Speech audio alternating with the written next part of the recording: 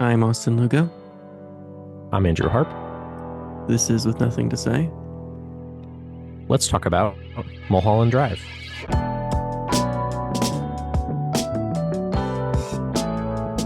Before we get into this week's film, next week we're going to be watching Mike Lee's Secrets and Lies. Is there any specific reason you chose Mike Lee, Andrew? He's got a new movie out that apparently is really good, and he's kind of just a contemporary director I've not really watched much of. So yeah. Yeah, good enough reason for me. I haven't seen any of Mike Lee's stuff. I remember when Mr. Turner came out back in 2014, Oh yeah, yeah, yeah, yeah. and I'd seen clips from it, and it was one of those hmm films that I tried to watch back when it came out, and I think it just wasn't playing in our area or was too hard to find. So I'm excited to see what this guy's all about, what his films are all about. Maybe I'll try to watch a couple before the podcast, but no promises. I'll watch a bunch of them. I'll Of course you definitely watch will, at least a few. obviously. Yeah, I love it. Yeah, yeah, yeah. Oh, yeah, he's got a bunch of stuff, but yeah, I'll at least watch a few. Yeah. Well, I'm excited.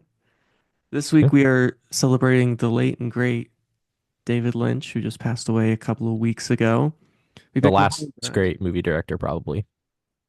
I mean, it doesn't really get better than David Lynch. Truly, I mean, no one made movies like him, and no one ever will. So it's a sad hmm day to see him pass. And It's been a while since he well, died, it's but only been a yeah, couple of weeks. It's not like it's been years. I don't know. I know it has been years. I'm just saying that, when I initially found out he died, it was like, oh shit, like that Yeah. sucks. But if you had, I don't know if you saw this, but I remember like last year he did like some interviews and stuff like that, and he was saying some stuff about like the fact that like because of his empathy, not what's the what did he die of because of smoking? Is it not emphysema? Because of like oh, it's emphysema, right? Yeah, Yeah. it was like because of his emphysema, he basically was like homebound. Like he Yeah. basically For the couldn't last year. like do anything. Yeah, I remember like him talking about that last year. So, it's kind of, that sort of has, precipitated, his death. You know, but yeah, it is sucked because yeah, he is like the greatest, like one of the greatest like American directors ever. Um, one of the greatest artists of my life. Yeah. Certainly. And I specifically remember watching Mulholland Drive. I went through this David Lynch phase right out of high school. I think I was still living at home, so it had to be 2015 at the latest. And this was my phase, which I blame you for this. I went through a phase where I was watching a lot of movies illegally because I didn't have a lot of streaming services. And at the time, Lynch's stuff wasn't really on much of anything, which luckily now a lot of his stuff is on Criterion. And if it's not on This is on Criterion, everything. Yeah. especially since his death, a lot of uh, streaming services have released his stuff, and it's easily available on things like Criterion Collection and a lot of Blu-rays of his stuff. So very grateful of how much easier it is to find his stuff than it was only a decade ago. But I went through this Lynch phase, and I can specifically remember watching Mulholland Drive because I watched it on my iPad in my. I watched it on my laptop in college. I Okay, think so I we're in the watched on my same yeah, place. I watched it it was on Netflix, so I think I watched it on my laptop. Mm-hmm. This time was much nicer because I got to see it on my nice Blu-ray on my nice Yep. TV. I too got to watch it on a TV this time, which is certainly a better experience. I watched it with my father-in-law and mother-in-law, and what I did not expect is my mother-in-law didn't walk in until about halfway through. She's like, "Oh yeah, I love this movie," which she's not. I can never grab her taste in movies because sometimes she'll want to go see a movie like we went and saw the Yorgos Lanthimos movie with Emma Stone in it, not the last the You Poor Things. Poor Things. I went and saw Poor Damn, Things the with her. movie went right. That movie went right out your brain. It's You- like, I remember the movie, I just couldn't remember the name. yeah. But then we'll watch another movie, which I would think of as equal kind of oddness or weirdness, and she'll hate it. So I can never grab her taste. But for some reason, she's like, "Oh yeah, this movie's a great movie," and it was glad And it to watch is. with someone. It is because most of the people I watch a David Lynch movie with. are not David Lynch fans. I mean, Emily doesn't like it. I Well, found you that know out last what? week. This movie, I will say, the thing about this movie is that like this is might be like the most like understandable and like sort of like this might be one of the more understandable Lynch feature films that we have. The straight story is now that I think about it, Dune is, kind of just like a sci-fi movie, straightforward head Hmm. science sci-fi movie. The straight story is also pretty, Yeah. um, kind of just This that is. one isn't too Mhm.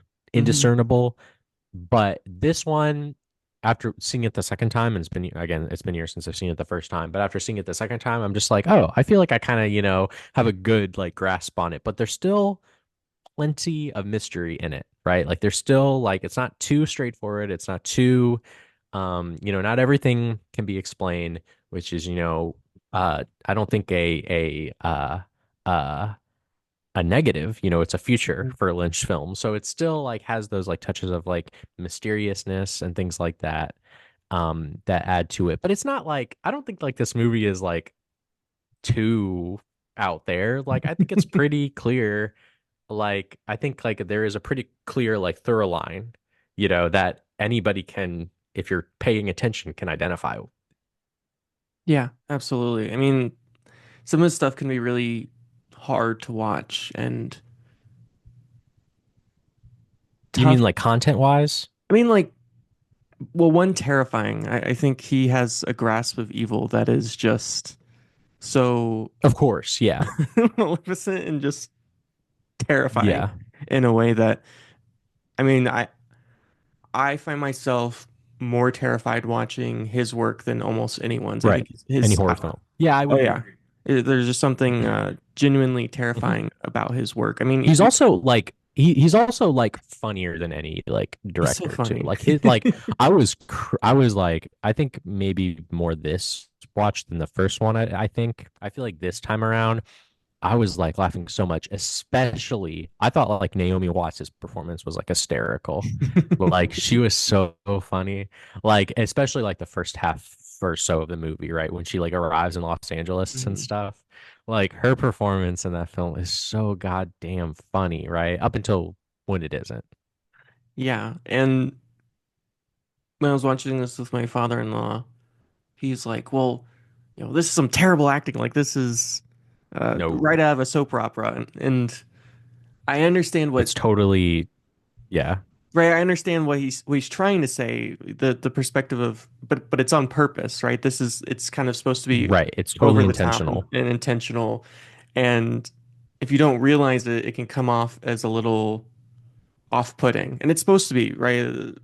The thing about all of Lynch's work and even this work is there's something just not quite right, especially with like the second half of the film. It's very Lynch and it's kind of just it's out there, it's wild, it's crazy. And so there's Yeah, it's no kind of funny. It's like really, yeah, it's kind of like has this like yeah, whimsical quality to it. mhm.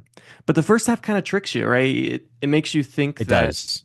that it's this different type of film. It's playing into sort of these different genres. And of course, very famously, Yeah. David Lynch talks about this in his book, and every single review talks about this. Is originally it was supposed to be a Gonna television be, yeah, series, right? ABC pilot.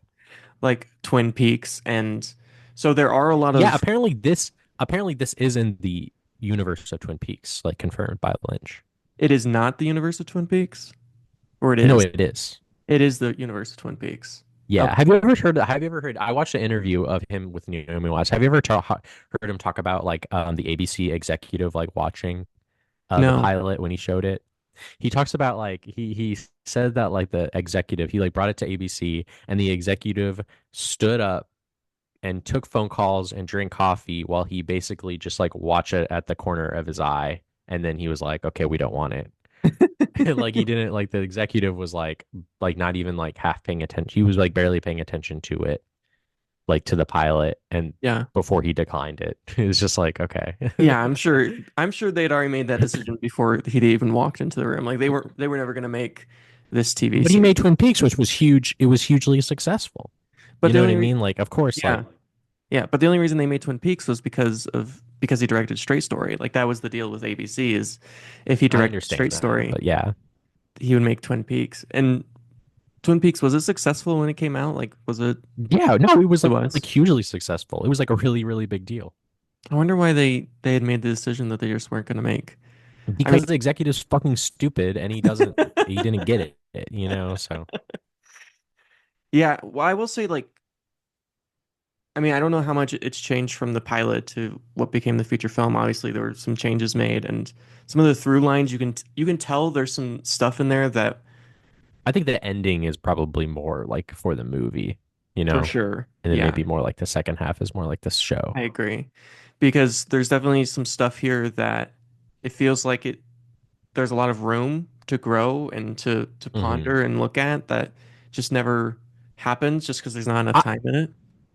yeah, I'm okay. I'm okay with the movie because I think the movie is like perfect the way that it is. Like I'm okay that it didn't work out. Yeah. For me, I prefer movies than TV shows. And, the movie that we get, to me, this is like maybe the quintessential David Lynch film. It's a Mm. little hard to say.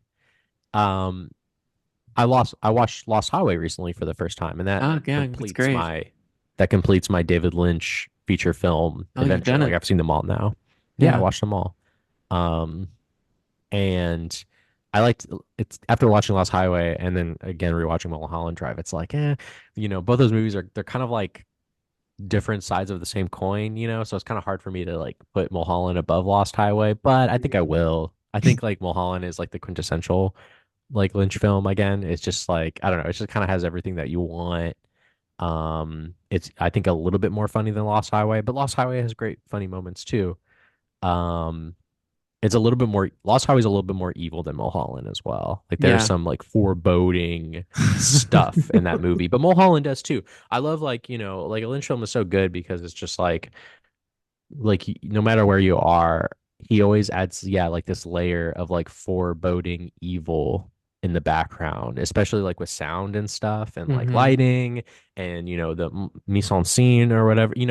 He uses all these things to great effect to again, like you said, create this feeling of evil. Yeah.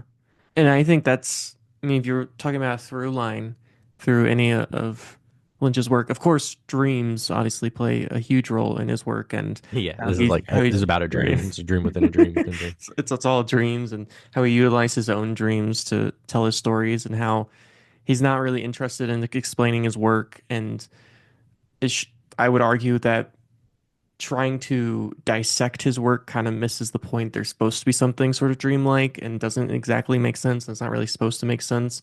And if you're trying to make sense of it, you're kind of missing the point of the experience itself. But I think the other big through line here is evil in of itself, and his perspective on evil is really intriguing because Hmm throughout all his work, evil isn't it's not a person. Evil's not something someone is, right? Someone doesn't become evil.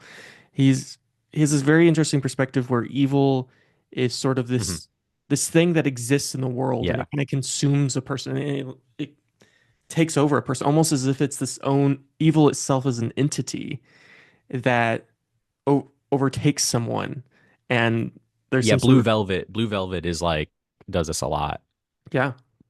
where you get like like the Dennis Hopper um like character that's almost kind of like serves as kind of like the like almost like the worst case scenario result of the main character of that movie, right? Like Mm. yeah. And yeah, the moment that always stuck out to my mind or because there's always these earworms when it comes to David Lynch. Like these scenes that I remember when I think of David Lynch's Twin Peaks, I always think of when he travels to the place with the red curtains and the zigzagging floors, or when I think Sure, yeah. of of a film like Blue Velvet, I always think of that scene where he's in the closet and there's this voyeurism thing going on. Yeah. And with this film, the moment that I remember most distinctly, the moment that kind of sticks in my head and I can't let go of, is that moment very on where they're just at the diner and he's like, I had this dream that this thing happened and Oh we're yeah, that's like recreating one the of the dream. best, most inexplicable like scenes in all of his movies. Yeah, everyone loves that one. And he walks outside, right? He walks towards or just out in the alley, and there's Yeah, that quote unquote jump scare, right? Of that. which made me laugh a lot. I think It it's very still hit funny. me. I mean, I knew exactly what was going to happen, but I still jumped. Oh, it scared Mhm. you? Yeah. Wow, that's unbelievable.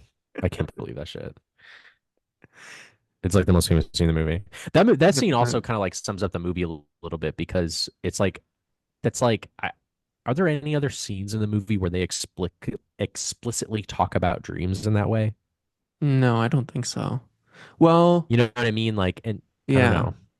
I'm trying to think of like Naomi Watts when they're in watching the opera show, if she That talks that about a that scene dream. too, that moment too, except for maybe that, yeah, that Yeah. scene too, where they're like sitting, where Rita and Betty are like sitting in the theater, like that image has always stuck with me, like throughout my life, of them like looking like terrified, like while they're in the club, like watching the performances and stuff.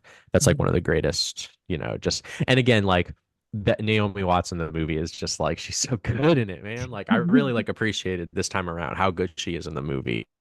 Like she kind of kills it. I totally, Yeah. and you know what? Like uh, up until, I forgot about a lot of the movie um after they go to the theater. Yeah. I always had this feeling like the movie ended at the theater, but then it keeps going on. I'm like, I totally forgot about all this stuff. Like Right? basically waking up from the dream, like the part where they wake up from the dream, where she wakes up from the dream, right? Like, and you were talking about how like, again, there's a lot of unexplainable stuff that happens in the movie that are just kind of like whatever. But I mean, it's a pretty clear movie to me about what the movie's about. It's about Diane, Naomi Watts' character. She Yeah. has a dream, and in this dream, it is heaven, in which she is this sort of incredibly talented actress who just arrived in Los Angeles. She's Hmm. untainted, and she has been given the task to take care of Rita, who has become a childlike, person who is in danger. People want to get her. Hmm. And so it's this sort of heaven, and then all of her enemies are, like Justin Theroux. He's cuckolded, Hmm. he's embarrassed, he loses control of his projects. There's that unbelievable scene too where Justin Theroux, and David Lynch, he's weird, but he will occasionally he a lot of the time he'll use like techniques and stuff that are time honored. Like that scene where like Naomi Watts goes into the to meet Justin Theroux, right? Hmm. And Justin Theroux sees her from across the room and it zooms in on her. Yeah. Just like that moment is so good. And I guess like that scene is important for her dream because I think it's supposed to be like I think like a thing of like, yeah, you can't even have me, right? You can't even like have me for your project, even though it is I who, you want me to be in the movie, but because you're a loser or because you lost control, you have to select Camille, right? The Camille in the dream Yeah. world for the movie instead. So yeah, like I think like again, I think to me, I didn't think to me, there's a lot of things about the movie that I think are actually like very explainable and Hmm. very that make a lot of sense, just in terms of the dreams and the way the dream world too, right? In the first half of the movie, right? Uh, I think like the reason why everything is kind of mixed up is that just because like your brain takes all these information, all these names, all these people, and it kind of mixes it around Hmm. in a word and it creates like a world in which like is your most ideal world, right? So Yeah. yeah. Yeah. And I think that the tough part, even, I mean, even for me to grasp it, and it takes a while, which is through the first half of the film, right? You're established. This is kind of the world that you exist in. This is how the world works. And, and so he's really playing off our expectations, right? Because he's playing off his genre, especially the first Right. half. I mean, there's so much Yeah. genre kind of stuff he's doing, and he's playing into the soap opera and sort of like the classic Mhm. uh, TV drama, and he knows that, LA, and he yeah. and he knows that he's kind of tricking you into this space, and it's. I mean, Yeah. we've talked about before how David Lynch's work is hypnotizing in a way. It sort of hypnotizes you. Yeah. It kind of just pulls you This in, movie and flies by.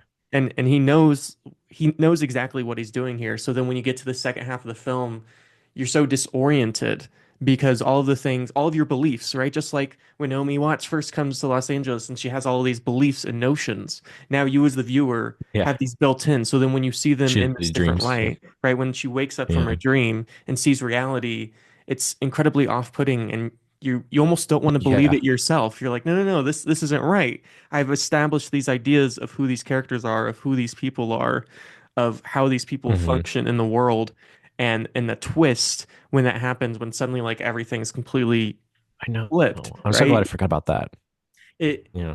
and I too like I forgot the second half of this movie. I forgot everything that happens Yeah. after the theater. Like when we were watching the theater scene this time around, I was like, oh yeah, Hmm. I love this movie. And then it Yeah. keeps This going. I'm this like, shit oh my drops. God, I forgot about like all this stuff that Yeah. happens. I mean, of course I remember that almost very last scene where the old people are chasing Naomi Watts because I remember being Right. That's a terrified very of that scene, scary scene. which Yeah. is They're just the rictus grins. hmm Yeah, it's so good, man.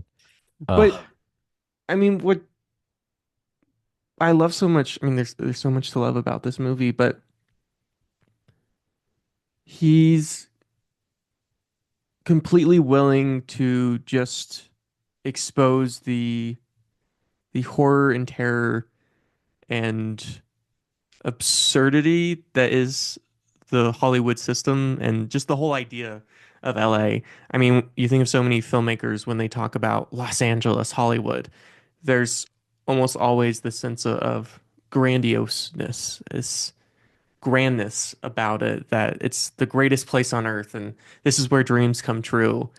And perhaps it's partly because yeah. David Lynch doesn't come from traditional Hollywood, right? He's someone who kind of worked on the back ends. And when he was creating Eraserhead, it took him many years to do it. And he had to kind of come in from the back from AFI and they had to fund the project and he had to do a lot of midnight showings. And he got this weird way into Hollywood and he's never really aligned with Hollywood. And perhaps But he that's, loves it.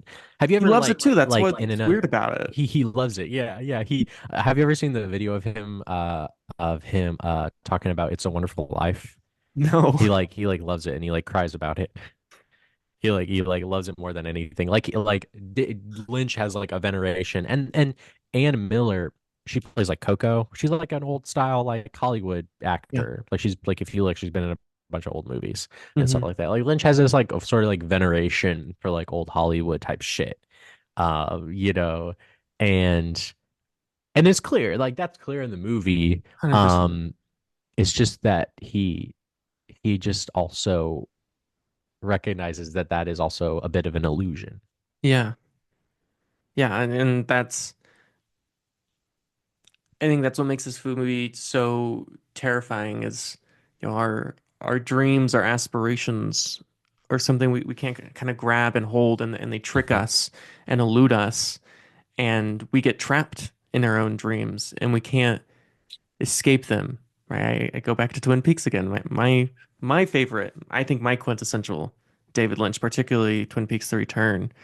And David Cooper, right? He's trapped Yeah. in this dream world for 25 years. The idea that dreams aren't a place we, and right now I'm David Cooper. reading H.P. Lovecraft, which I haven't read in a long time. And there's a really nice connection between H.P. Lovecraft and David Yeah. Lynch, right? This idea of dreams and then the terror of dreams and getting trapped in our dreams or this obsession with dreams. And we often think of dreams as just, oh, like this nice, fun place that we go to when we sleep. But the idea Yeah. that the dream itself starts shaping our life and controlling our Yeah. life, and the Yeah. dream Where does a becomes dream more end real. and where Hmm. yeah, exactly. Like where does a dream end and where does reality begin? Like, where and that's kind of like how that movie ends, right? It's sort of like the dream has sort of like invaded like the real world, I guess you could say. Like and it's sort of led to like this sort of downfall for Diane, the Naomi Watts character. I love stuff like that, man. Yeah, like the discussion and sort of like pontificating on dreams and stuff like that. Like in Blue Velvet, in Blue Velvet, it's very literal Hmm. because they have that scene where the one character like sings that one Roy Orbison song Yeah. about dreams, right? Like that's literally a song I think about. Like that song in Blue Velvet is literally about like if you read the lyrics, like it's literally about how and it that song actually is like very like similar to like kind of what Mulholland Drive is about, in that like that song is like about how you're heartbroken, which is what the name of Diane is. She's horrifically heartbroken. Hmm. You're heartbroken, and but it's like, well, at least I can still like see you in my dreams, you know? And that's pretty much what like Mulholland Drive is about, except, she sort of, in a way, I think like the blue box is sort of, I can't help but like think that it's like a Pandora's box, right? It Mm, yeah. represents her opening the Pandora's box, which is this horrific thing that she did of killing her, right? Hmm. Like wiping her out by paying the guy to kill her. You know what I mean? I think that's kind of like what like the key in the box is like this that thing of like opening Pandora's box and letting out this like or even going in, right, this sort of really dark place in which like we start to like think about killing people or are killing people, right? And like once that happens, that you can't escape it. Yeah. And it's as if it's not even the action itself. It's the very thought of it, right? The moment we start to toy with it is it starts to eat at you Yeah. and you can't get it out and it just picks and picks and picks. Again, this idea that evil isn't it's not a person. It's not that someone is Hmm. evil. It's that evil is this thing that exists in the world. It's like this floating ghost or spirit and it comes to you and messes with you and you become this evil thing that is just completely unexplainable and unavoidable. And I think that's what's so scary about David Lynch's films is you think of like a James Bond film, right? An evil character is a person who has made a series of decisions that have made him Like a evil, mustache twirling. right? Like yeah. And what's so terrifying about David Lynch's work is evilness is something that can happen to anyone and it's uncontrollable and it can't be escaped and it will always exist in the world and there is no way for you to do anything about it really. I mean it's just going to happen and you just have to be there and experience it and that's one of the things that's always hard about watching his films is just how terrifying the idea is of Mhm.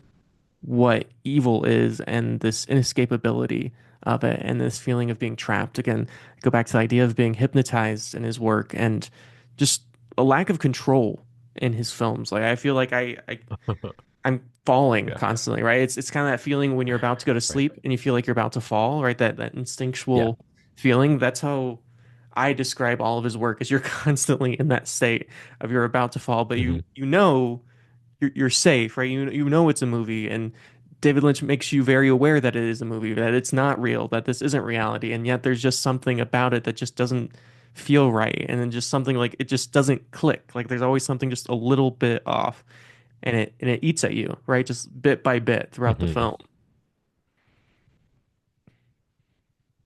Right.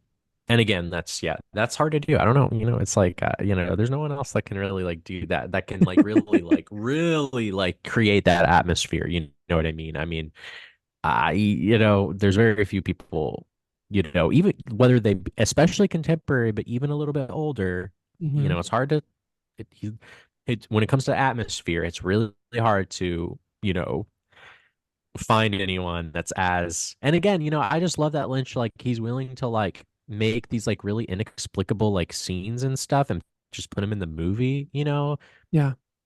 to me, I love stuff like that, and I know people like freak out about it, like people who are not very open-minded and feel like everything needs to be explained or understood.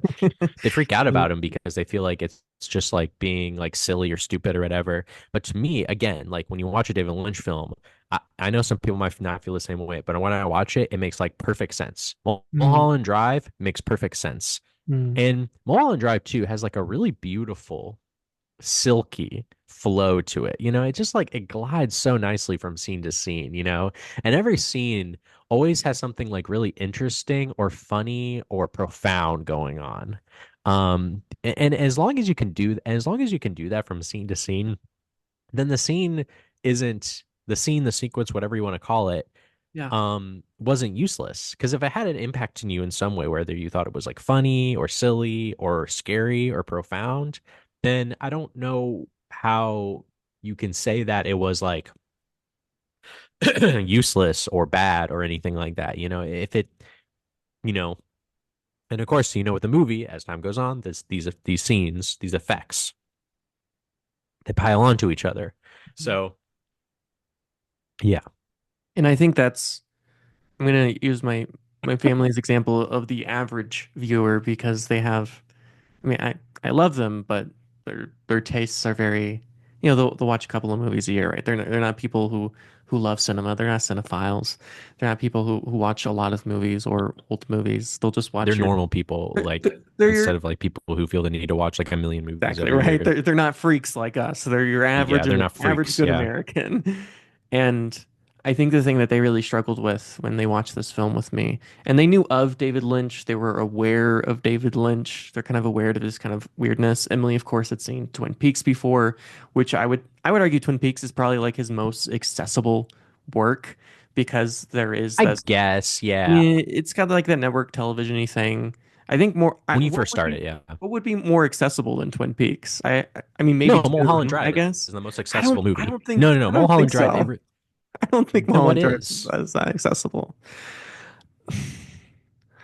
I, well, okay, so here's the It's a thing. 2.5 hour movie. It's over and done with. Twin Peaks, it's Yeah. like, oh well, Twin Peaks, you got to watch the first That's season, then the I mean second that's season, and then true. you got to watch the movie, and then you got to watch the third season. Like Okay. I'm thinking of like Mulholland Drive is like it's like accessible, right? It still has some weird stuff going on, but again, I really do think that if you're open minded enough and you are thinking hard enough, I think that the movie does make sense, and I think it does have can strike a nerve Hmm. easily with anyone as long as you're open minded with it. And I think it's the quintessential David Lynch work. I just think that like it has like all of his stuff in there. It has all of his like obsessions and ideas sort of like in there in a nice 2.5 hour long movie. I know you like The Return a lot, and I love it too. I think it's one of the greatest works of the 21st century. Yeah, And it's like, when it comes to Twin Peaks, like Twin Peaks is like the best television show.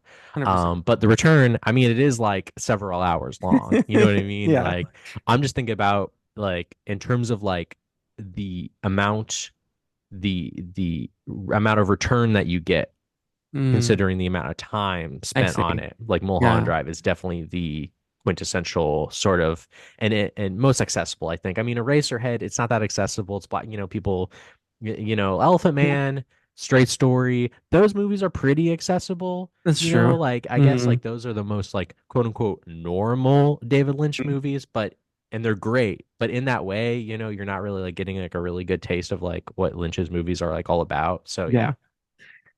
Yeah, and I think the thing that the average viewer was struggling with when I was watching it with these average viewers is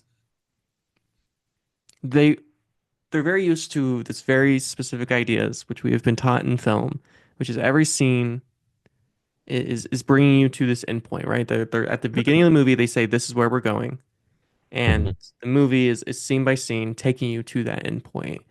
And what I think Lynch does with this film, and I think what he does with all of his work, which is, I mean, you explained it best, is all of these scenes are important and they're impactful, and you can't cut a minute from this film because without every single moment of it, it would kind of sink within itself. It wouldn't work. It needs every single scene. But Mhm. watching the scenes back to back, it doesn't feel, and it's not like it's just non-chronological, right? It's not like Memento where you just need to put the puzzle pieces back together. It's different than Yeah, it's that. not like a puzzle. It's a series of experiences that on their own don't feel like they go to anything. They don't feel like, Hmm. oh, this thing's happening, therefore that thing's happening. It can at Hmm. many times feel just like these disjointed scenes that have nothing to do with each other, but it's the emotional impact from the scene, Yeah. the And psychological, the atmosphere too in the world. right? It's the world that's creating and it's building that Mhm. means like this scene only works because of the last scene and the scene before that. And when you get to the end, it's not sort of a reveal of like usual suspects, right? He drops the coffee cup and you're like, "Oh, I get it now," right? It's Kevin Spacey the whole time. But there's Yeah. the sense of, "Oh, like I needed every second of that," right? Like you get to the end of the film and you can't you can't help but think there's not a single moment of here that you can take away because even though these moments they feel fleeting, they feel almost meaningless. You're like, how is this adding to the plot? How is this adding to the story? Uh, One of my coworkers who also loves movies. I suggested Playtime to him Mhm. because he's like, "Oh, I like movies," and he asked me what my favorite movie was. Mhm. And I was like, "It's Jacques Tati's Playtime," and he comes back from watching this movie. And he's like, "Oh, I hated the movie. There's no plot or storyline, and blah blah blah." I'm like, "Well, that's not really Whoa, that, that's that crazy. that's not." But he says that, but he talks about this movie every single day, and he watched the movie like 3 weeks ago. So obviously, and he keeps going. Yo, You it know had an what? I really impact on like him. that scene. Yeah, for some reason, yeah, I don't know why, but like a lot of people get really hung up on like plot and story, Yeah. and obviously like a story is important, but like but it can like I think some stories can be more strict and regimented, but then Mhm. some stories can be more loose. They can be sort of like loose fitting. They can be kind of, they can Yeah. kind of like go wherever, you're kind of like going on. It's as if, you have a camera, right? And you're kind of like going on this sort of like circuitous journey, right? Yeah. Obviously if you're watching something like an action movie, um, it has, a regimented plot, it has, all the usual stuff going on. But, I don't think every movie ought to be that way. No, no. I mean, right. I think we've created these rules of not only what cinema needs to be, but all stories, right? Whether we're talking about a novel or a short story or a poem that needs to fit in this specific realm. It needs to do these specific things. And I think it's hard for people to get out of that, to escape that idea that X needs to happen, then Y, then Z. And you're right. It's not that story doesn't exist in stuff like this in David Lynch's work. There is a through line in all of his films. There is a very clear thing of, hey, this is the thing that's happening. Here's what's happening next. And they are all cause and effect. They're all affecting each other. But I think if you hold anything, including a film, to the standard of merely, is it a good story? Is it a good plot? I think you miss a lot of the point of any filmmaker's work. I mean, I think there's a lot of great films that stories aren't as clear cut, or other ones who have very clear cut stories and aren't very good films. David Lynch was very aware that a film is an experience, right? I mean, he did the sound design for a lot of his films because he knew how important Yeah. creating that sense of atmosphere was. He knew that sound, not just only score, but the sounds that you hear in a film can very much affect the experience you have with the same conversation, the same dialogue. And I think that's hard for a lot of people to grasp is film is this very three-dimensional thing, right? We think of, oh, it's a script, and then we just read the script and Hmm. we put it on a camera and Yeah. that's the end of it. But Lynch was very aware that Yeah. right, it has He literally, I think in that interview I watched, I think he describes like cinema or like movies or whatever is like image and sound like together in time or something like that. I think is or flowing in I love time or that. something like that, Yeah. which pretty much, yeah, sums that up.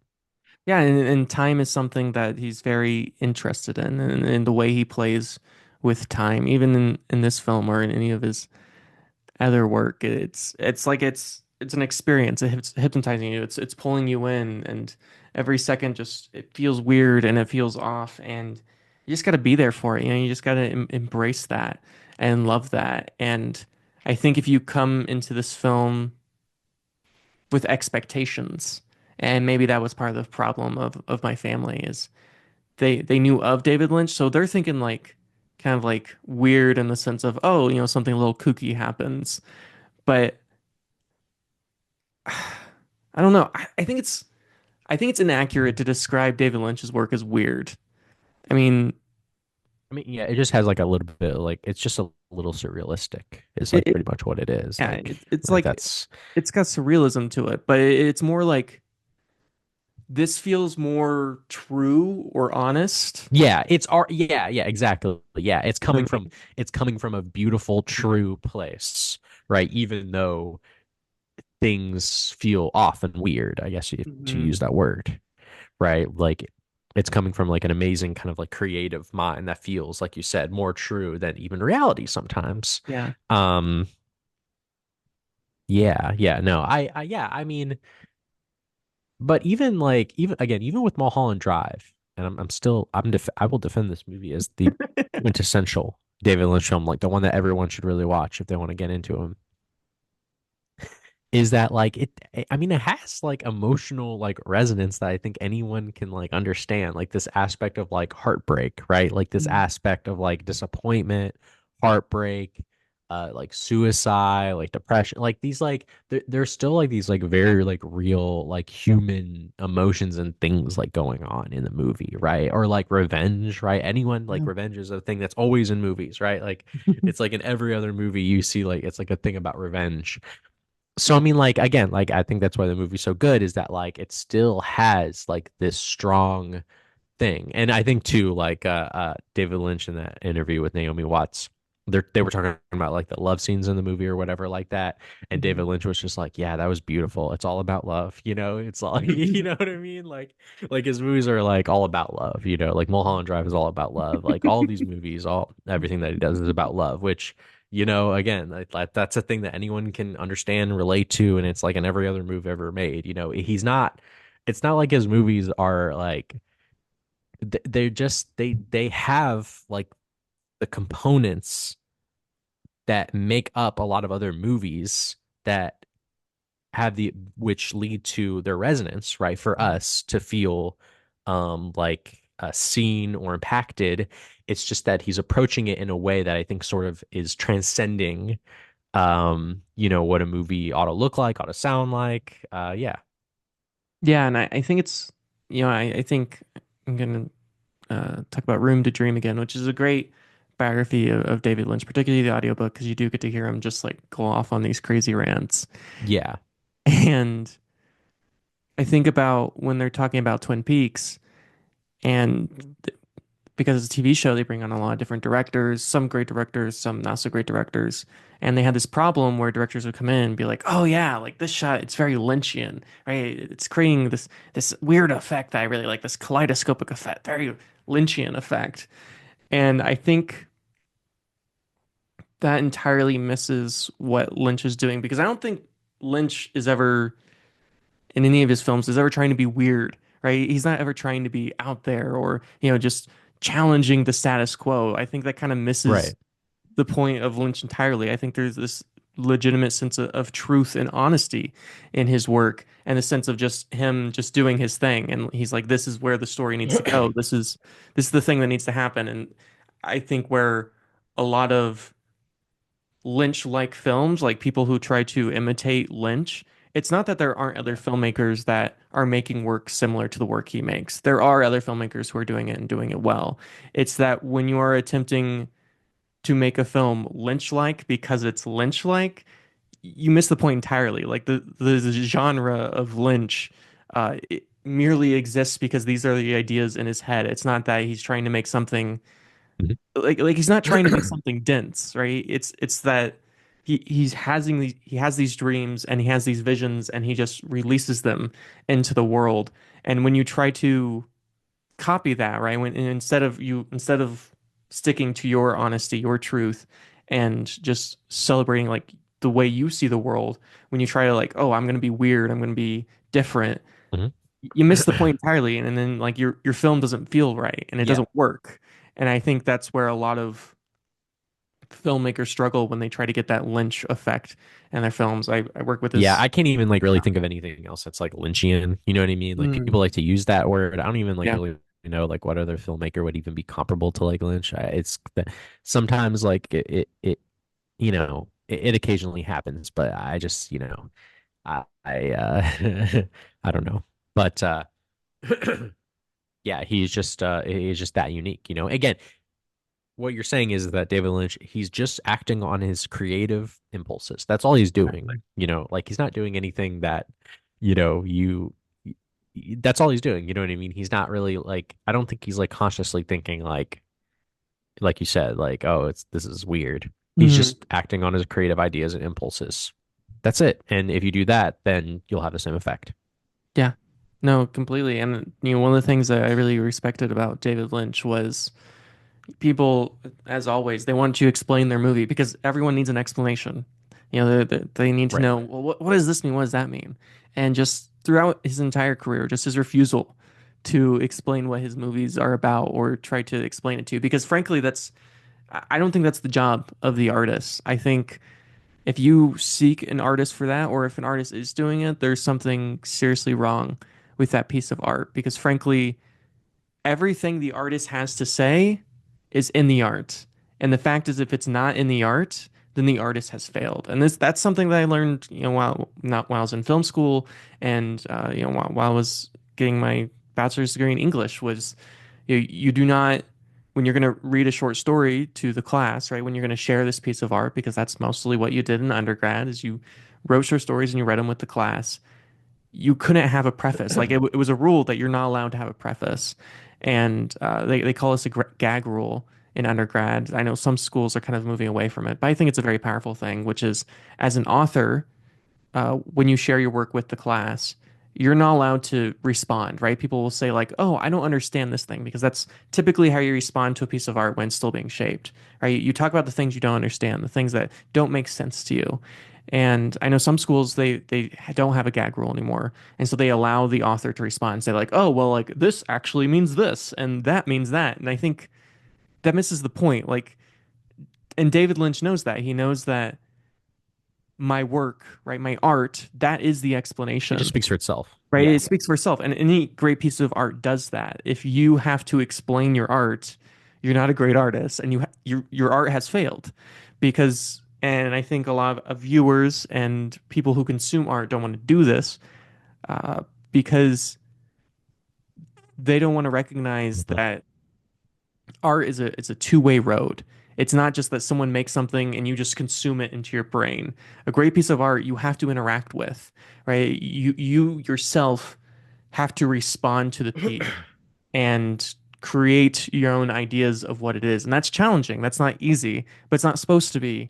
I mean, watching a movie is supposed to be fun and you're supposed to have a great time and love it, but it's also not supposed to be just this experience where you're just kind of sitting there and just being thrown over by it. And you're just like, oh, okay, that thing happened. It Yeah. needs to be, it's an active thing. It's like a sport, right? It's something that has to have that back and forth. And I think that's where a lot of people kind of hit a wall with David Lynch, is they don't want to do that, right? They don't want to have that back and Mhm. forth with a piece of art. They don't want to have to push back. They don't want to have to create their own meaning from it, because David Lynch isn't going to. David Lynch never did, and obviously he never will now since he's passed away.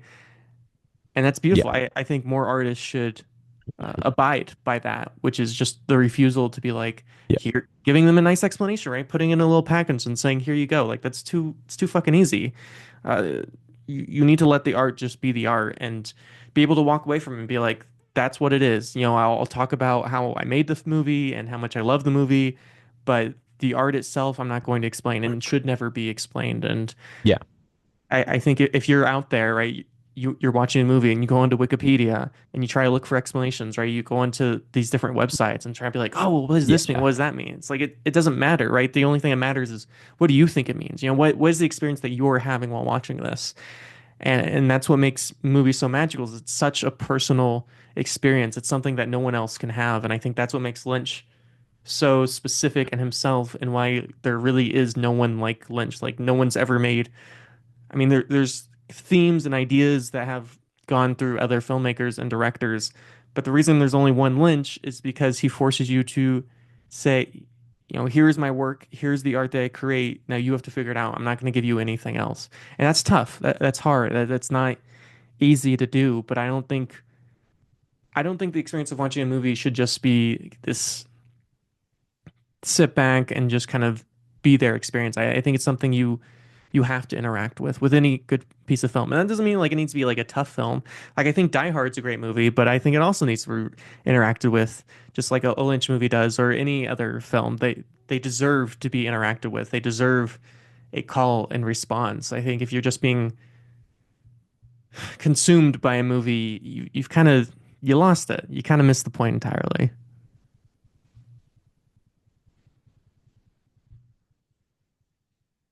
Another thing that I noticed while watching it again was like all the stuff with like with the Justin Theroux like interacting with like the producers and stuff who want him to hire the certain actress and stuff. Yeah. I wonder if like that's David like making fun of like Italian movie producers, right? Because they come in and Because they're of, like yeah. they want like an espresso.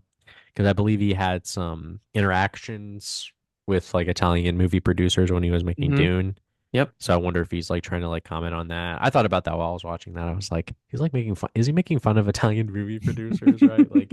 Like yeah, that scene where he like spits out the coffee in the napkin. I forgot about that. That was so fun. That's so funny. And yeah, he must be just because like it's so specific to the fact that like they're Italian or whatever and they Oh, love yeah. like espresso or whatever. Yeah, I think there is that real frustration, and that's something that because Lynch's films aren't always financially successful, even if they are all critically acclaimed. I think that's something he was always going up against. I mean, even Twin Peaks 3 Return it was almost not going to be made, right? They spent years in Yeah, and I pre-production, think yeah. and it was And at I the think in last those second, yeah, right? It was only because of Twitter, right? Because David Lynch is like, they're I not going don't to know. make this thing, right? Uh,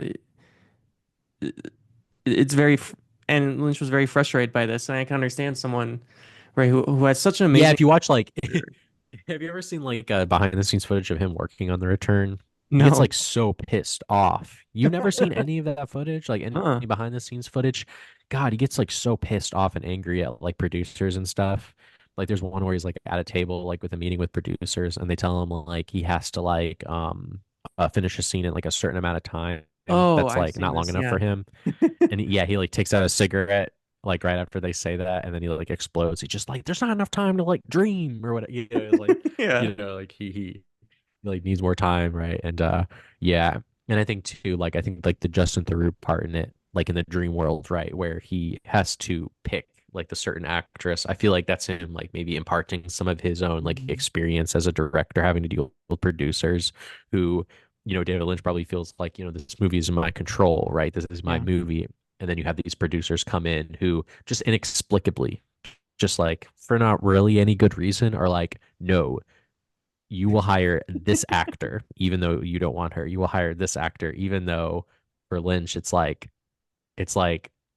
life or death, right? Where it's like, how could she be the actor when I know absolutely that she isn't the one for the part, right? Like, yeah. So I'm sure that those experiences happened to him, while he was working on Dune or whatever, that he's imparting in it. And of course, I think like too, right? Like that Justin Theroux and that part of the movie is of course made to look like a fool, a loser, right? Like it sort of adds like another, just edge to it, I guess.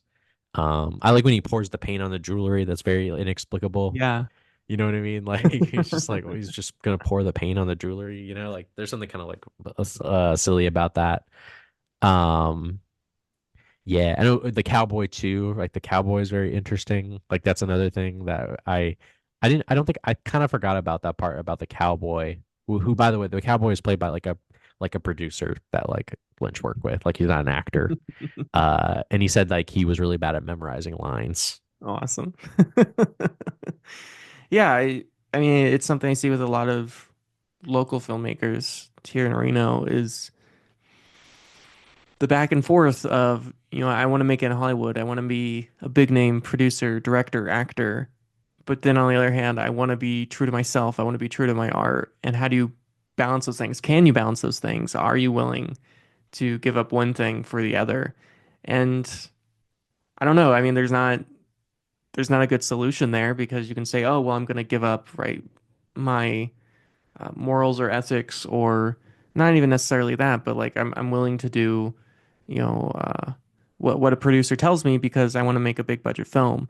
Or another time filmmakers like I'm like this is what I'm going to do. I'm going to make my kind of art. I don't care what anyone else thinks.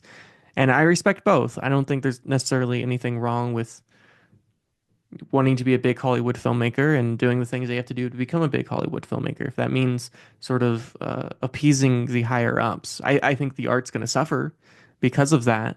But I also know that making art for nothing, right, not having a budget, also affects the art, Hmm. and it makes it harder to make the art. So that there's no good answer there. And I understand that that's something that Lynch kind of always batted up against and struggled with is he couldn't just go out. I mean, I remember when that Cronenberg movie came out like a year and a half ago, and when we talked about it on the podcast, how many production companies were in front of that and how hard it was for Cronenberg, right? One of perhaps the most famous horror directors of modern times to make his movie. It's just very frustrating and just how uninterested uh, Yeah.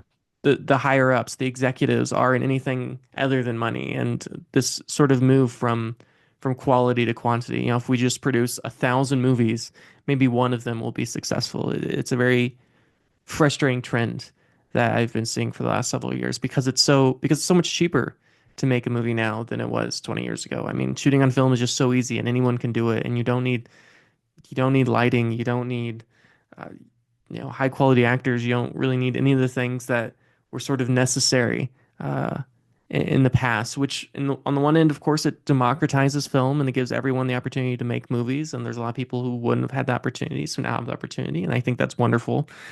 But then it also means that there's just a lot of not great art being made. And I don't know, you're glad to see, David Lynch had the career he had and he was able to make the movies that he made.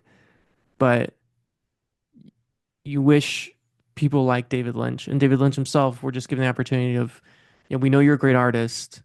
Here's the money. Go make the thing you want to make, right? Go have your time to dream. It doesn't need to be done today. It doesn't need to be done this week. Just go make great art.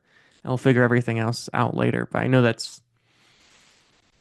in itself is a dream, right? I know that's not how the world works, and I I accept that that's just not the way capitalism functions, and I know that, and I accept that. But I'm glad David Lynch fought the good fight, even if I don't know. I guess he won in the end. I mean, he got to make the movies they wanted to make, and he made great movies. So Do I don't know. It's you hard to have a say. favorite scene in Mulholland? Favorite scene? Yeah. I mean, I love the diner scene. I love the scene where they're at the club. Yeah, that's a fucking awesome scene. That's Silencio.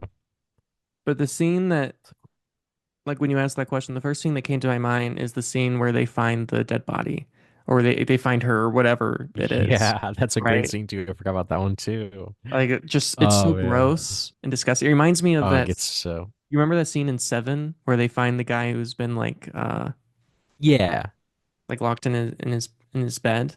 That's the first thing that, sure. that came to my mind. But I mean, this is better than the next moment in Seven, but still, just that moment, it's an earworm moment. And then there's so many of those in this film. Like, when I usually think about a movie, I think of sort of the plot, the story, right? Or like, oh yeah, I love like this character. But with this movie, it's images, it's sounds that I think of, which is, I mean, there's no other way to explain this movie than it really is just a series of images and sounds that come together to create this strange and weird thing. Even though it does have a through line and a plot and has all of the things you need to make it a movie. But what's your favorite scene? The club scene is pretty good. Um, I just love like all of like the accumulated moments of like Naomi Watts like looking wide-eyed as she like arrives in LA and she's like walking around and stuff. There's just Mhm. something just so fucking funny and hilarious and hysterical about those scenes in general. And like the scene too where like it's so funny too, right? Like when she meets Rita, right? She doesn't like question her too much and she's like overly nice. Like she's taking a shower in there and she's just like, "Oh, I'm sorry." It's like it's so fucking funny, man. Yeah, and I just like yeah, the accumulation of all those moments are just like some of my favorite stuff, and her like yeah, I just love those parts of the movie. And yeah. Yeah. Well, that does put us at just a bit over an Yeah. hour. So I'm gonna give my final thoughts for Mulholland Drive is I hope we've both made very clear David Lynch is one of the greatest filmmakers of the 20th and 21st century and deserves to be celebrated as one of the great artists, and he will be greatly missed. His work will be greatly missed. I know he basically been homebound for the last year. So I'm sure the last year of his life wasn't a great life. I mean, for someone who smoked as much as he did, he lived pretty long and he made a lot of great films, a lot of great work. I'm very happy to have a lot of his work on physical media because I'm sure in the next couple of weeks, most of the streaming services will once again take off all the stuff that they suddenly put up because they had it the whole time. They own the rights to it. They just streaming services have their own prerogatives.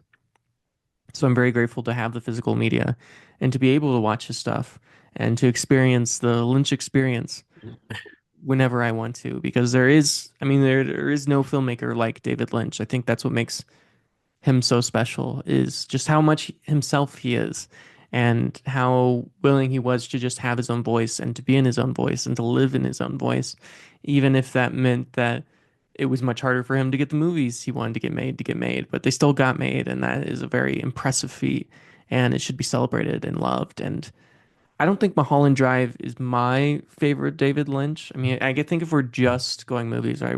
We let go of Twin Peaks or uh, his short films, which, by the way, we didn't even talk about his short films, but he has tons and tons of short films, right? He made tons of short films in his career. A Yeah, I lot like of his weird short films. stuff, a lot of I fun like his stuff short there. films. I like his paintings too. Like sometimes like his paintings will be posted on Twitter and stuff. Like this man was shot like point zero Yeah, whatever seconds ago. beautiful That's like an drawings and amazing paintings. painting. Yeah. Uh, And he has albums too, which I've never listened to any of his albums. I surely listen to them. yeah, I haven't either. I mean, obviously, I've heard his music in his films before, but I've never actually listened to an album. So I would, that's something, he's just like he's everything an artist should be, right? I mean, he does all of the things. He paints, he draws, he's a filmmaker, He's he's like a a carpenter, I musician, think. Like yeah, he's a he just like yeah, woodworker. he just Like like he acts fucking on his does it all. impulses and he just does it. Yeah, He it's just very does impressive. things, right? It's very impressive. He was just Yeah, an incredibly impressive human being. And for me, I think quintessential film is going to be Blue Velvet. I mean, it's hard not to love Eraserhead for what it is. I know. You really think Blue Velvet is a quintessential film? I think so. Like if I'm gonna watch a Lynch movie, it's gonna be Blue Velvet. That's the first one I'm gonna go to. It's tough. Like it really is tough because I It love is Blue tough Velvet though, as right? Because well. they're all great. Like I've they. been itching I've been itching to watch it. I've watched that one like at least like two or three times. Mhm. Mulholland Drive. This is the second time I watched it. So I don't know.